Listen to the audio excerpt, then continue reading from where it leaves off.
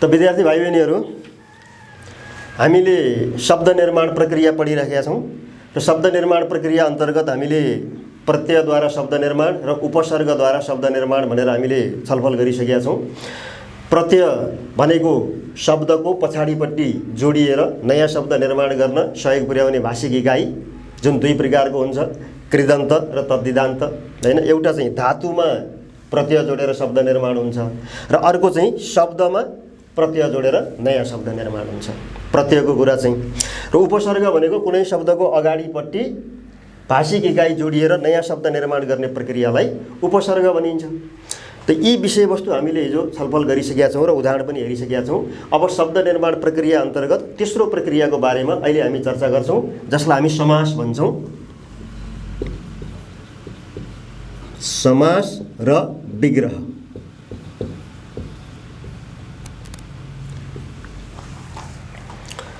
समास र विग्रह शब्दका दुईटा रूप हुन्छन् यहाँनिर। एउटा समस्त रूप जसलाई समास भन्छौँ हामी, र अर्को चाहिँ विग्रह रूप भन्छौँ हैन। त समास भनेको के हो त? समास भनेको दुई वा दुईभन्दा बढी शब्दहरू मिलेर एउटै शब्द निर्माण हुने प्रक्रियालाई समास भनिन्छ हैन। त समासमा के हुने रहेछ नि त? दुई वा दुईभन्दा बढी शब्दहरू एक आपसमा मिलेर एउटा शब्द बन्दछ। त प्रत्यय उपसर्ग र समासमा के फरक भयो त भन्दा, प्रत्यय उपसर्गमा चाहिँ नि एउटा निश्चित शब्दमा अगाडिपट्टि जोडिने प्रत्यय भयो, भाषिक इकाइ, जसको अर्थ हुँदैन। त्यस्तै पछाडि जोडिने प्रत्यय हुन्छ, त्यसको पनि अर्थ हुँदैन हैन। एउटा निश्चित अर्थयुक्त शब्दको अगाडि वा पछाडि भाषिक इकाइ जोडिएर नयाँ शब्द निर्माण हुने प्रक्रिया त्यहाँ हुन्छ भने, समासमा चाहिँ दुई वा दुईभन्दा बढी अर्थयुक्त शब्दहरू जोडिएर नयाँ शब्द निर्माण हुने प्रक्रिया हुन्छ यहाँ चाहिँ। त्यसलाई हामी समास भन्छौँ। त विग्रह भनेको चाहिँ के त भन्दा, दुई वा दुईभन्दा बढी शब्दहरू जुन हुन्छ समासमा, त्यो समस्त शब्दलाई अथवा समासलाई टुक्र्याएर दुई वा दुईभन्दा बढी शब्दहरू बनाउनु चाहिँ विग्रह हो हैन। दुई वा दुईभन्दा बढी शब्दहरू जोडेर एउटै शब्द निर्माण गर्ने प्रक्रिया समास हो भने, एउटा शब्दलाई टुक्र्याएर दुई वा दुईभन्दा बढी शब्दहरूमा परिणत गर्नु चाहिँ विग्रह रूप हो है। जस्तो हामी उदाहरणबाट हेर्न सक्छौँ।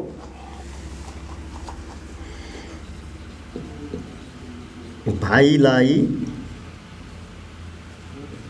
मार्ने हैन,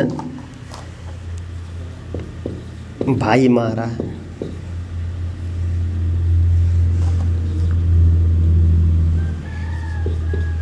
नौ तले, नौ तला भएको।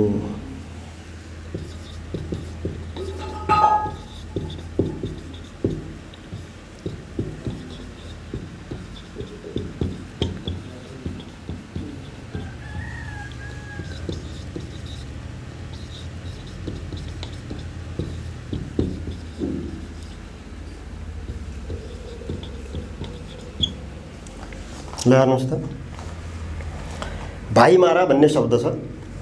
त्यो भाइमारा भन्ने शब्दलाई विग्रह गर्दाखेरिमा के हुन्छ त? भाइलाई मार्ने। भाइलाई मार्ने दुईटा शब्दमा परिणत भयो, टुक्र्याइयो हामीले। र भाइलाई मार्ने दुईटा शब्द मिलेर के भयो त? भाइमारा भन्ने एउटै शब्द बन्यो। त यस अर्थमा के हो त? समस्त शब्द अथवा समास भनेको भाइमारा हो र विग्रह रूप भनेको चाहिँ भाइलाई मार्ने हैन। त भाइमारा भन्ने शब्द चाहिँ नि हामीलाई दिएको छ विग्रह गर्न भनेर भने हामीले भाइलाई मार्ने भनेर बनाउनु पर्यो, र भाइलाई मार्ने भनेर हामीलाई शब्द दिएको छ समास गर्नु पर्यो भने भाइमारा बनाउनु पर्यो हामीले चाहिँ। यो दुईटै रूपलाई हामीले बुझ्नुपर्ने हुन्छ, जान्नुपर्ने हुन्छ यहाँ चाहिँ हैन। त्यस कारणले भाइमारा, भाइलाई मार्ने। नौतले भन्ने शब्द छ अर्को चाहिँ। त नौतले शब्द हैन कसरी बनेको त? नौ तला भएको। यो तीनवटा शब्द मिलेर नौतले बनेको हो हैन। नौ तला भएकोलाई भन्छौँ हामी नौतले। त्यसरी नौतले समास भयो हैन। अब नौ तला भएको चाहिँ विग्रह रूप भयो चाहिँ हैन। हामीले एउटा शब्दलाई विग्रह गरेर टुक्र्याएर दुई वा दुईभन्दा बढी शब्दमा, यहाँ तीनवटा शब्दमा परिणत गर्यौँ हामीले चाहिँ। त्यस्तै गरेर बुबा आमा भन्ने अर्को शब्द छ। त बुबा आमालाई चाहिँ टुक्र्याउँदा के हुन्छ त? बुबा र आमा हैन। बुबा र आमा तीनवटा शब्द छ यहाँ। यो तीनटा शब्दलाई मिलाएर बुबा आमा भन्ने चाहिँ हामीले एउटा शब्द बनायौँ। त्यस कारणले यो समास बुबा आमा समास अथवा समस्त रूप हो, बुबा र आमा चाहिँ विग्रह रूप हो। त्यस्तै गरेर अर्को गुरु आमा भन्ने शब्द छ हाम्रो। त गुरु आमा शब्द कसरी बनेको? गुरु आमा दुईटा शब्द मिलेर गुरुआमा भन्ने शब्द बन्यो। त भनेपछि गुरुआमा समास भयो, समस्त रूप भयो। गुरु आमा यो चाहिँ नि के भयो त विग्रह भयो। यसरी दुई वा दुईभन्दा बढी शब्दहरूलाई मिलाएर एउटै शब्द निर्माण गर्ने प्रक्रिया समास हो भने एउटा शब्दलाई टुक्र्याएर दुई वा दुईभन्दा बढी शब्दहरू निर्माण गर्ने प्रक्रिया चाहिँ विग्रह है।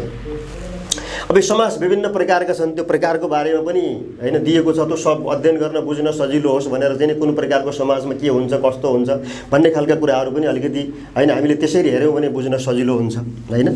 त यसरी हेर्दाखेरिमा समास 6 प्रकारका समास छन् है।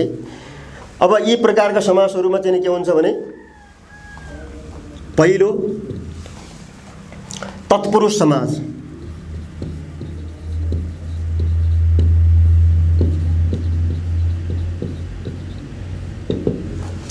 त तत्पुरुष समास भनेको कस्तो भन्दाखेरिमा दुईटा शब्दको बीचमा भएको विभक्तिको चिन्ह लोप भएर निर्माण हुने जुन समास हुन्छ त्यसलाई चाहिँ नि तत्पुरुष समास भनिन्छ। विभक्ति भनेर हामीले पढेका छौँ, विभक्तिका चिन्हहरू हैन जुन चाहिँ हामीले 7 प्रकारका हुन्छन् भनेर पढेका छौँ। प्रथमा, द्वितीय, तृतीय, चतुर्थी, पञ्चमी, षष्ठी, सप्तमी भनेर विभक्तिका चिन्ह हामीले चाहिँ पढिसकेका छौँ हैन। प्रथमा विभक्तिको चिन्ह ले, द्वितीयको लाई, तृतीयको त्यस्तै लेबाट, चतुर्थीको लाई लागि निम्ति, पञ्चमी देखिबाट, षष्ठी को काकी रोरारी नोनानी, सप्तमी मा। यी चिन्हहरू हामीले अगाडि नै पढिसकेका छौँ, विभक्ति र विभक्तिका चिन्हहरू। दुईटा शब्दको बीचमा भएको विभक्तिको चिन्ह लोप भएर नयाँ शब्द निर्माण हुने प्रक्रियालाई तत्पुरुष समास भनिन्छ। जस्तो उदाहरणको रूपमा भन्न सक्छौँ हामीले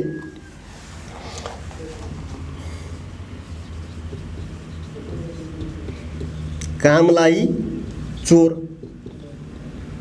यो दुईटा शब्द कामलाई चोर दुईटा शब्द मिलेर यो लाई के हो त विभक्तिको चिन्ह हो। यहाँ चाहिँ अब यो विभक्तिको चिन्ह लोप हुँदाखेरि के बन्छ त काम चोर।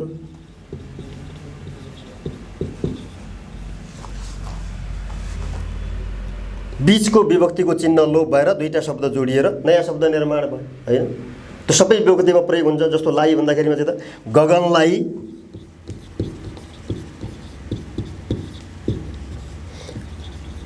चुम्ने के भन्छ त गगन चुम्बी। गगनचुम्बी भन्ने शब्द कसरी बनेको त गगनलाई चुम्ने, गगन भनेको आकाश हैन, आकाशलाई छुने भनेको अर्थ हो गगनचुम्बी हैन। यसरी चाहिँ बीचको विभक्तिको चिन्ह लोप भएर बन्ने। जस्तो अरू पनि विभक्तिको चिन्ह हामीले यो भन्यौँ। तृतीय विभक्तिको चिन्ह चाहिँ ले हुन्छ। जस्तो भोकले मर्नु अथवा भोकले मरी पनि बनाउन सकिन्छ। भोकले मर्नु यो समास हुँदाखेरि के हुन्छ त भोकमरी।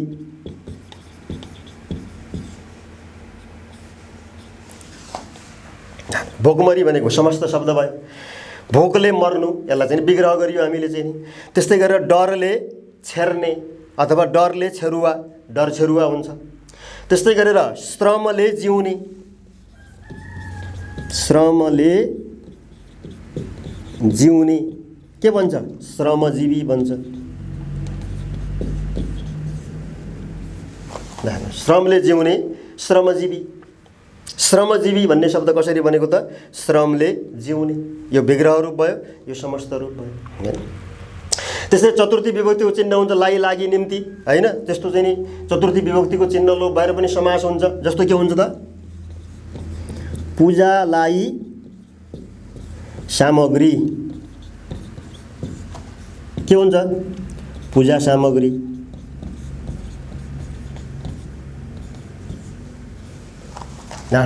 पूजा सामग्री भन्ने शब्द कसरी बन्यो त पूजालाई सामग्री भनेको पूजाका लागि सामग्री भने हो। यो त्यसरी पनि विग्रह गर्न सकिन्छ। पूजाका लागि सामग्री, पूजा सामग्री अथवा पूजालाई सामग्री, पूजा सामग्री हैन।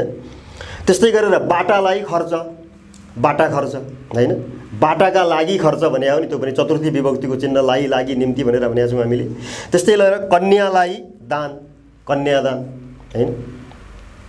यसरी चाहिँ हामीले चतुर्थी विभक्तिको चिन्ह लोप भएर पनि बनाउन सक्छौँ।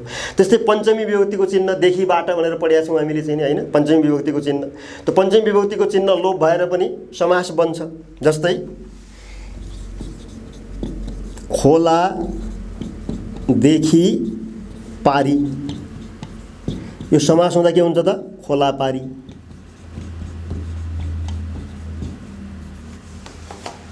यस्तो खोलादेखि पारी, देखि भन्ने चाहिँ यहाँ पञ्चमी विभक्तिको चिन्ह लोप भएको छ। त यो चिन्ह लोप भएर के बन्यो त? खोला पारी बन्यो यसरी चाहिँ। त्यस्तै गरेर हैन, डाँडादेखि पारी, डाँडा पारी हुन्छ हैन। त्यस्तै गरेर बाट, पथबाट भ्रष्ट, समास हुँदा पथ भ्रष्ट। पथबाट भ्रष्ट, पथभ्रष्ट, पथभ्रष्ट भनेको समास भयो। पथबाट भ्रष्ट विग्रह रूप भयो हैन। बाट भन्ने यहाँ विभक्तिको चिन्ह छ, बाट हटाउँदाखेरि के हुन्छ त? पथभ्रष्ट। पञ्चमी विभक्तिको चिन्ह। षष्ठी विभक्तिको चिन्ह भयो लोप भएर पनि हैन के समास बन्छ हैन, जसलाई हामीले चाहिँ तत्पुरुष समास भनेका छौँ हैन। जस्तो लाखको पति, लखपति को चाहिँ लोप भएर बन्यो नि लाखको पति, लखपति। राजाको दरबार, त को हटेर के भयो? राजदरबार भयो त्यहाँ चाहिँ हैन। त्यस्तै गरेर हिमको आलय, हिमको एउटा शब्द, आलय मिलेर हिमालय भन्ने अर्को शब्द भयो हैन। षष्ठी विभक्तिको चिन्ह लोप भएर। र सप्तमी विभक्तिको चिन्ह मा भनेका छौँ हामीले। सप्तमीको विभक्तिको चिन्ह लोप भएर पनि हैन समास बन्छ। सबै विभक्तिका चिन्हहरूमा प्रयोग हुन्छ नि चाहिँ नि हैन। सप्तमी विभक्तिको चिन्ह भन्नाले के हुन्छ त? मा भनेका छौँ नि हामीले। रात मा अन्धो के हुन्छ? रतन्धु। हेर्नुहोस् यहाँ मा भन्ने सप्तमी विभक्तिको चिन्ह छ। रातमा अन्धो दुईटा शब्द मिलेर के बन्यो त? रतन्धो बन्यो हैन। त्यस्तै गरेर वनमा बास, वनवास हैन। त्यस्तै गरेर नरमा उत्तम के हुन्छ?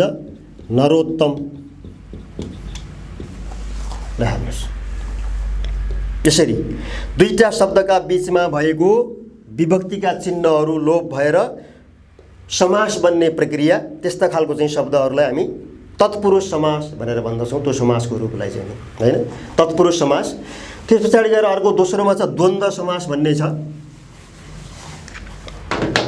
दोस्रोमा द्वन्द्व समास।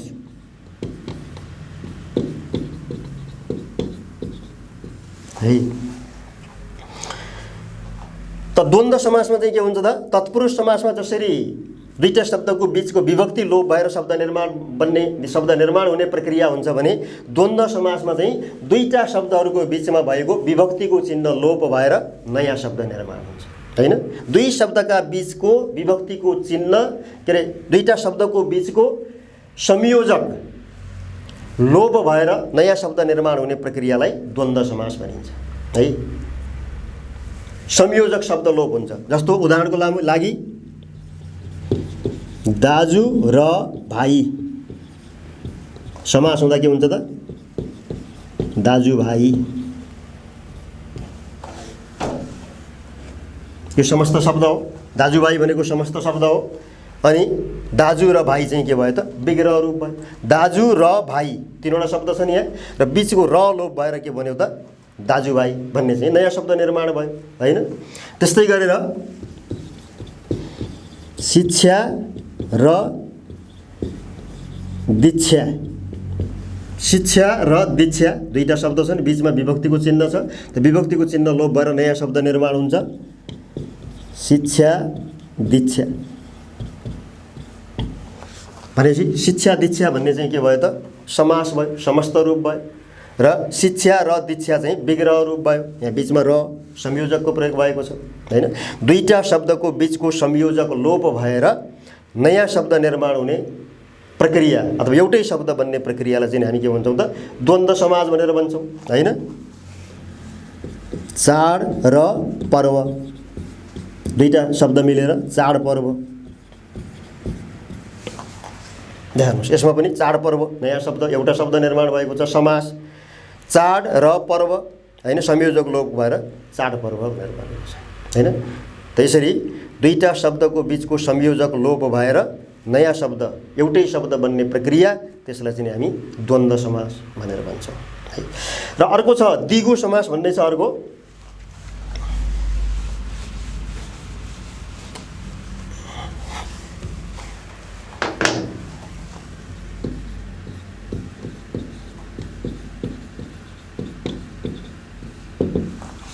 तेस्रोमा समासको प्रकारमा द्विगु समास भन्ने छ। र द्विगु समासमा चाहिँ के हुन्छ त, संख्यावाचक विशेषण र समूहवाचक नामको संयोजन भएर बन्छ है। विशेषण र नामको बीच संख्यावाचक विशेषण र चाहिँ नि समूहवाचक नाम दुईटा शब्दको मिलन भएर, दुई प्रकारको शब्दको मिलन भएर नयाँ शब्द निर्माण हुन्छ। जस्तो उदाहरणको रूपमा भन्ने हो भने हामीले दुई बाटाको समूह, दुई बाटाको समूह। त यसलाई चाहिँ समास हुँदाखेरि के हुन्छ त, दो बाटो बन्छ।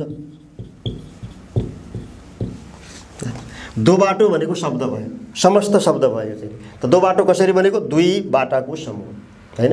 संख्यावाचक विशेषण र समूहवाचक नाम मिलेर चाहिँ के भन्यो त, नयाँ शब्द निर्माण भयो, एउटै शब्द निर्माण भयो। यसलाई चाहिँ द्विगु समास भनेको छ हैन। जस्तो अरू पनि हुन्छ, तीन नदीको समूह के भन्छौँ हामी, त्रिवेणी भन्छौँ।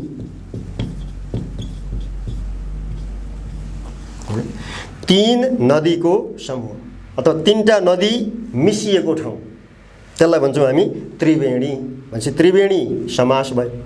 त त्रिवेणी शब्द कसरी बनेको त, तीन नदीको समूह अथवा तीन नदीको सङ्गम भनेर पनि भन्ने चलन छ।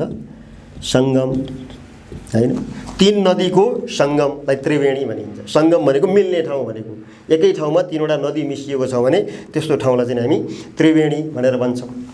त्यस्तै चार वेदको समूह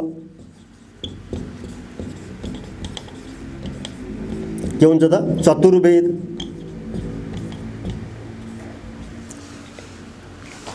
चार वेदको समूह चतुर्वेद भयो हैन। चतुर्वेद भन्ने शब्द कसरी बनेको रहेछ, चार वेदको समूह। त्यस्तै गरेर पाँच अमृतको समूह के बन्छ, पञ्चामृत। पञ्चामृत भन्ने शब्द पाँच अमृतको समूह, पाँच प्रकारका अमृत मिलेर जुन बनेको हुन्छ त्यसलाई चाहिँ पञ्चामृत भन्छौँ हामी। त पञ्चामृत भन्ने शब्दलाई विग्रह गर्दा के हुँदो रहेछ, पाँच अमृतको समूह है।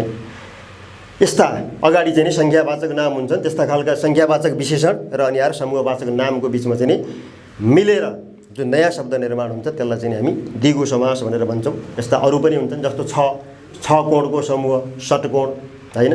पाँचकै कुरा पाँच अमृतको समूह पञ्चामृत हैन। तीन ताराको समूह तीन तारे हैन।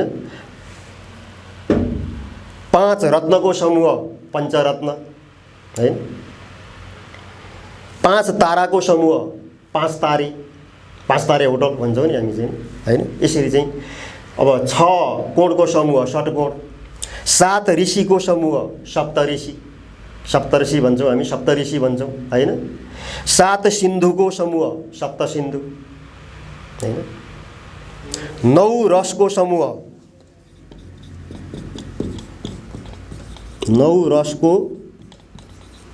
समूह समास हुँदा नवरस।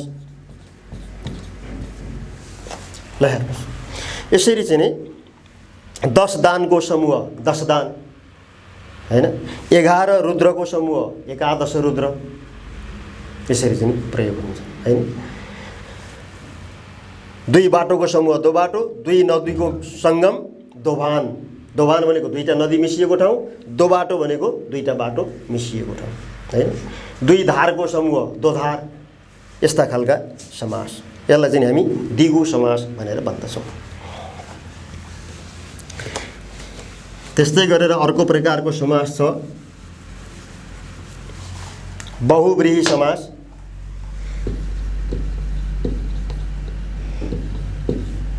बहुव्रीहि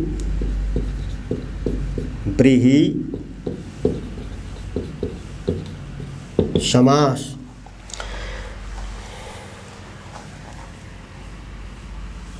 अब बहुव्रीहि समास कसरी बनेको हुन्छ त?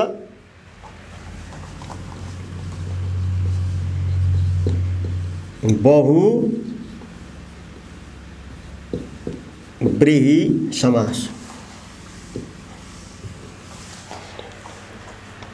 त बहुव्रीहि समासमा चाहिँ दुई वा दुईभन्दा बढी शब्दहरू मिलेर भिन्न अर्थ प्रदान गर्छ अथवा साङ्केतिक अर्थ प्रदान गर्छ भने त्यस्तोलाई चाहिँ नि बहुव्रीहि समास भन्छ हैन। दुई वा दुईभन्दा बढी शब्दहरू मिलेर फरक अर्थ प्रदान गर्ने खालको हैन, साङ्केतिक अर्थ प्रदान गर्ने खालको त्यस्तो खालको शब्द निर्माण हुन्छ भने त्यसलाई चाहिँ हामी बहुव्रीहि समास भनेर चाहिँ भन्दछौँ हैन। जस्तो माखाको जस्तो बुट्टा भएको भन्छ। माखाको जस्तो बुट्टा भएको के हुन्छ त? मखीबुट्टी।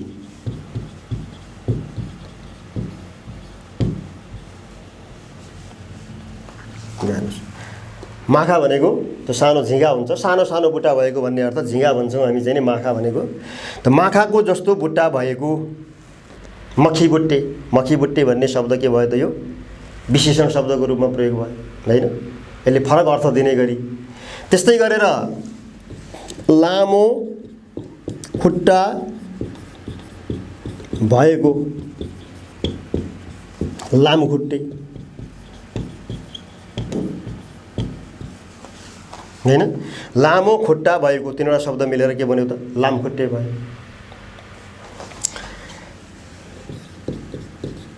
नाङ्ला जस्ता कान भएको नाङ्ला कानी।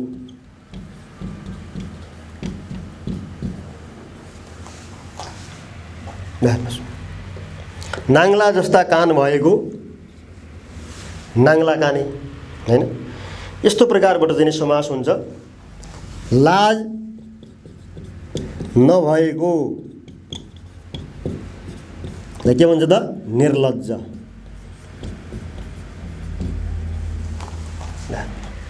लाज नभएको निर्लज्ज। त्यस्तै गरेर दुई जिब्रा भएको दुई जिब्रे।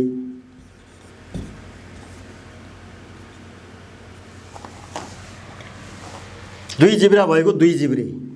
अब दुई जिब्रे भने के त? दुई जिब्रे भनेको दुईटा जिब्रा नै भन्ने अर्थमा त होइन यहाँ चाहिँ हैन। बोलीको ठेगान नभएको भन्ने अर्थ हो नि त। साङ्केतिक अर्थ प्रदान गर्ने भनेको त्यस अर्थमा हुन्छ। नाङ्ला जस्ता कान भएको नाङ्ला कानी हैन, हात्तीलाई भन्छौँ हामी चाहिँ हैन, साङ्केतिक अर्थ प्रदान गर्ने भनेको चाहिँ। अब जस्तो माखाको जस्तो बुट्टा भएको मखीबुट्टी। मखीबुट्टी भने के त? लुगा कपडा हैन, मसिनो सानो बुट्टा भएको भन्ने अर्थमा चाहिँ हैन। यस्तो खालको चाहिँ जुन समास हुन्छ त्यसलाई चाहिँ हामी बहुव्रीहि समास भनेर चाहिँ भन्दछौँ। मूल्य नभएको अमूल्य हैन, मुख नभएको निमुख हैन। मुख नभएको भने कि मुखै नभएको भन्ने अर्थ होइन, नबोल्ने भन्ने अर्थ। निमुख भनेको बोल्न नसक्ने, आफ्ना कुरा पनि राख्न नसक्ने भन्ने अर्थ प्रयोग हुन्छ। त यसरी चाहिँ नि बहुव्रीहि समास बन्छ। त्यस्तै गरेर अर्को प्रकारको समास छ, त्यसलाई हामी कर्मधारय समास भन्छौँ।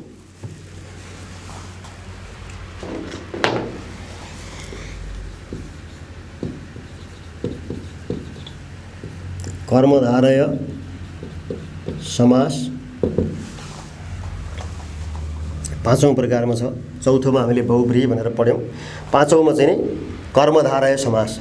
त कर्मधारय समास भनेको चाहिँ नि नाम र नाम, नाम र विशेषण, त्यस्तै विशेषण र विशेषणका बीचमा चाहिँ नि संयोग भएर मिलेर पछिल्लो शब्दको अर्थ प्रदान हुन्छ भने त्यस्तोलाई चाहिँ हामी कर्मधारय समास भन्छौँ। नाम र नामको बीचमा, विशेषण र विशेषणको बीचमा, अथवा चाहिँ नि विशेषण र नामको बीचमा संयोजन भएर पछिल्लो शब्दको अर्थ प्रदान हुने जुन प्रकारको समास हुन्छ त्यसलाई कर्मधारय समास भनेर भनिन्छ।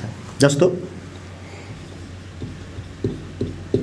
भानिज दाई, यो शब्द दुईटा शब्द मिलेर के भन्छ त? भन्दाई भन्छ हैन। त्यस्तै गुरु आमा दुईटा शब्द मिलेर गुरुआमा हैन। ठुली आमा मिलेर ठुल्यामा। सानी आमा दुईटा मिलेर सानीमा हैन। दुईटा भानिज दाई यो दुईटै नाम शब्द हो। भानिज पनि नाम शब्द हो, दाई पनि नाम शब्द हो। नाम शब्द दुईटा मिलेर के बन्यो भन्दाई। त भन्दाई भन्दाखेरिमा के छ त पछिल्लो शब्दको अर्थ प्रधान छ यहाँ चाहिँ हैन। दाई भन्ने चाहिँ अर्थ बढी महत्त्वपूर्ण छ यहाँ चाहिँ। त्यसकारणले भानिज दाई दुईटा शब्द मिलेर भन्दाई। गुरु आमा दुईटा शब्द मिलेर गुरुआमा हैन। त्यस्तै गरेर ठुली आमा विशेषण र नाम दुईटा शब्द मिल्दाखेरि के भन्यो त ठुल्यामा। सानी आमा सानीमा भन्छौँ हामी चाहिँ। यसरी जुन समास हुन्छ यसलाई चाहिँ कर्मधारय समास भनेर भन्छौँ हामी चाहिँ। बुवा आमा भन्ने एउटा समस्त शब्द छ। त्यस्तै गुरु आमा भन्ने अर्को चाहिँ नि समस्त शब्द छ। यो दुईटै समस्त शब्द हो नि त। बुवा आमा पनि समस्त शब्द हो, गुरु आमा पनि समस्त शब्द हो। अब बुवा आमालाई हामीले विग्रह गर्दाखेरिमा के हुन्छ त बुवा र आमा हुन्छ। तर गुरु आमालाई विग्रह गर्दाखेरिमा गुरु र आमा चाहिँ हुँदैन, यस्तो हुँदैन। किनभने बुबा र आमा भनेको के दुईटा नै शब्द हो। बुबा अलगै अस्तित्वको शब्द हो, आमा अलग अस्तित्वको शब्द हो। बुबा आमा त्यस कारणले चाहिँ नि यहाँ र बनाइयो। तर गुरु आमा भनेको गुरु र आमा होइन, दुईटा होइन नि, यो त एउटै हो नि। के हो त गुरु आमा दुईटा मिलेर चाहिँ नि गुरु आमा भएको है। यो कुरा हामीले चाहिँ नि बुझ्नुपर्छ, ध्यान दिनुपर्छ। यसरी के छ त यसलाई चाहिँ नि दुईटा अलग अलग अस्तित्वका शब्द हुन्। बुबा आमा दुईटा अलग अलग अस्तित्वको शब्द भए। त्यस कारणले गर्दाखेरि त्यसलाई हामीले समास गर्दाखेरिमा चाहिँ नि विग्रह गर्दाखेरिमा संयोजक प्रयोग गर्छौँ। तर गुरु आमा दुईटा चाहिँ शब्द के छ त गुरु आमा दुईटा मिलेर गुरुमा भनेको गुरु भिन्दै आमा भिन्दै होइन नि, एउटै हो। गुरु आमा दुईटा मिलेर गुरु आमा भन्ने शब्द एउटै भएको हुनाले सानी आमा भनेको सानीमा एउटै मान्छे हो हैन। तर दाजु भाइ भन्यो भने के हुन्छ दाजु र भाइ दुईटा अलग अलग हो। त्यस कारणले गर्दाखेरिमा चाहिँ नि यस्तो अवस्था हामीले बुझ्नुपर्छ। कहाँनिर संयोजक होइन प्रयोग गर्ने, कुनमा चाहिँ विग्रह गर्दाखेरिमा संयोजक प्रयोग नगर्ने भन्ने कुरालाई पनि हामीले चाहिँ ध्यान दिनुपर्छ। यी कुराहरू हामीले ध्यान दिएर चाहिँ अध्ययन गऱ्यौँ भने समास विग्रहका कुराहरू हामी चाहिँ बुझ्न सक्छौँ। र अर्को अन्तिममा चाहिँ एउटा अव्ययी भाव भन्ने समास छ।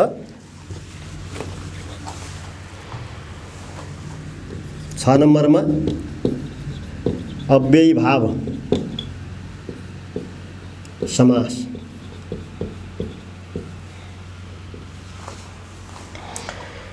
त अव्ययी भाव समास भनेको चाहिँ नि अव्यय र अव्यय शब्दको बीचमा अथवा अव्यय र अन्य शब्दको बीचमा संयोजन भएर नयाँ शब्द निर्माण हुने प्रक्रियालाई चाहिँ नि अव्ययी भाव समास भनेर भन्छौँ हामी हैन। अव्यय शब्द र अव्यय शब्दको बीचमा अथवा अव्यय शब्द र अन्य शब्दका बीचमा समास भएर अव्यय शब्द नै निर्माण हुने जुन प्रक्रिया हुन्छ त्यसलाई चाहिँ हामी अव्ययी भाव समास भनेर भन्दछौँ। जस्तो यता उता यो दुईटा शब्द मिल्दा के हुन्छ यता उता।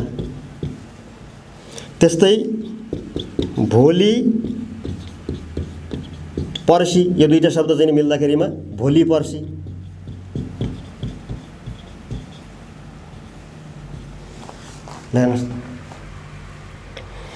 खोला पारी यो दुईटा शब्द मिल्दाखेरिमा खोला पारी।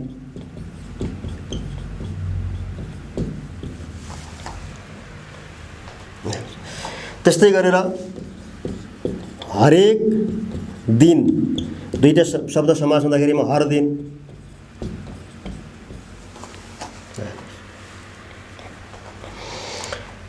यसरी चाहिँ के छ त दुईटा शब्द मिलेर नयाँ शब्द निर्माण हुन्छ, अव्यय शब्द निर्माण हुन्छ। यो सबै चाहिँ अव्यय शब्द भन्छौँ हामी चाहिँ हैन।